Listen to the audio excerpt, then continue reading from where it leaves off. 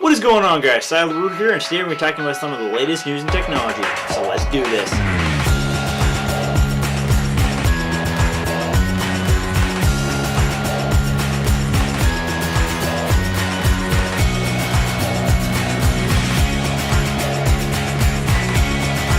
yeah, guys, today we're back at it again with some of the latest news and technology, including news from Motorola, Verizon, and Samsung. So let's do this. So first up, let's talk about Motorola Z Mods. Now the Motorola Z was Motorola's new flagship phone. It came out Q4 of last year, and what Motorola is really trying to do is push the modding community to use their template and create mods for their phone. So already they have a speaker one, a projector one, and a better camera one, mods that slip on the back and they provide extra functionality to your phone. Well, now there's a new one that's coming out on Kickstarter that actually has me pretty excited. So the concept is not new. In fact, I actually talked about this as a Kickstarter probably mid last year. You can check out the video I did right here about it. But basically what this device is going to do is offer a radio connection for users who want to have channels other than your cellular network. So you can make like walkie-talkie calls. Basically this is a walkie-talkie for your cell phone. So what it uses is 121 private channels on the GMRS/FRS bands. These are all the public low-end frequency radio channels that you can use like public walkie-talkies on. So these things are not only going to be compatible with each other, but also with regular walkie-talkie and personal radios. Very cool. Not only can you send like walkie-talkie type signals, you can also send SMSs and audio to an individual user or to like a group. You can create a little user group, and if you're in that same range that these radios can talk to, you can send out like voice messages to them as well. Now they're calling it the Link. It is a certified Motorola Z add-on. It's going to come with a 1500 milliamp hour battery, be dust and water resistant, and it'll also feature NOAA radios for emergency, and it'll be an emergency beacon. So very interesting specs, and you can pick this up for only $99 on Kickstarter. Very cool. I'm very excited to see what this type of thing will do. This is definitely the new trend. It's not just even survivalist. It's just a way to provide extra communication. And in a way that, you know, say you can't get cellular connection, you can still talk to people. So very cool. Check it out in the Kickstarter. Next up, let's talk about Samsung. So Samsung's in the news today, not for necessarily exploding batteries this time, but corruption charges. That's right, Samsung's own VP has been arrested by the South Korean police for corruption charges. Seems to happen to all these bigwigs. Why was he arrested? Well, for among other things, he was found to have laundered over $38 million or $48 billion in their currency, sending it in bribes and other ways of greasing the wheels to the president and several other officials in government, basically overall increase the operating efficiency of Samsung. So reducing taxes and tariffs and getting their products exported faster, just overall making Samsung more efficient, but all in illegal manners. This overall led to Jay Lee rising from a very low level in the company all the way up to the vice president.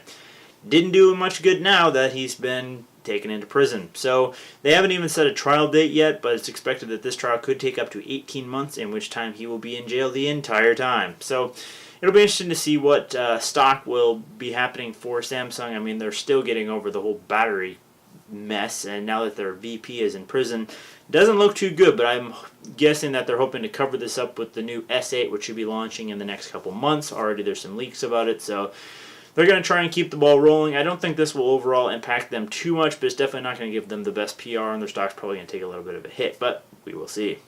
And finally, let's talk about Verizon. Verizon is in the news again because they are bringing back the unlimited data plans. Now, Verizon was noted for saying even just a couple years ago that no one needs an unlimited data plan.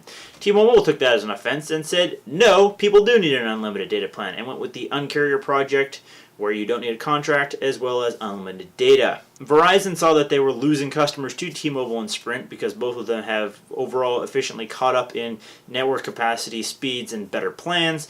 And so they're like, yeah, you're right, we do need to bring back the unlimited plan. So now you can get your own unlimited plan. It's not cheap, but what they do offer is pretty good.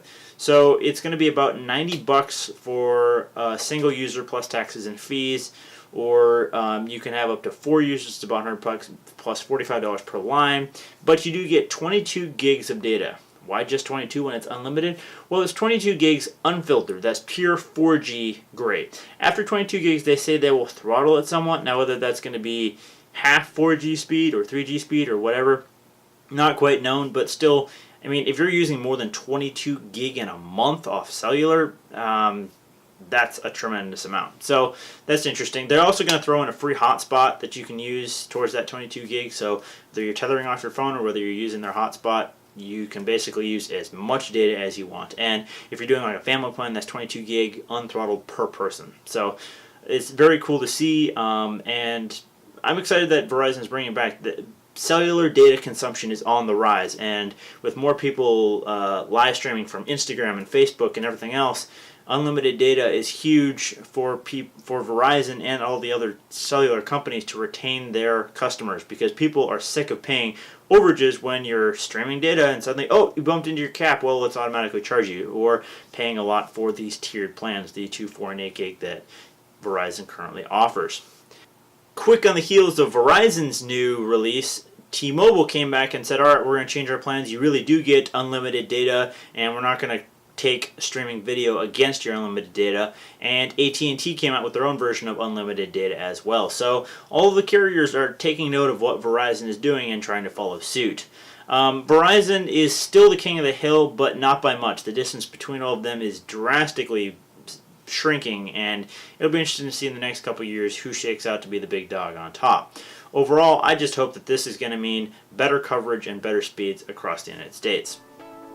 So yeah guys, that's been some of the latest news and technology. Let me know in the comment box down below, what did you think about what I talked about today? Does the Link sound cool, a radio for your phone? How about Samsung's VP being arrested? Does that interest you at all? And what about Verizon's unlimited data? Does that interest you at all? Do you use enough to qualify or need an unlimited plan? I know for me, I don't know about an unlimited plan, but definitely 8 gig. I consume a fair amount of data as I go and work throughout the month. So let me know in the comment box down below, what did you think about what I talked about?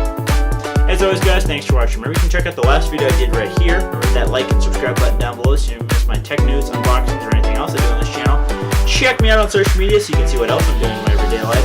Hope you enjoyed the video, and I'll see you in the next one. Peace!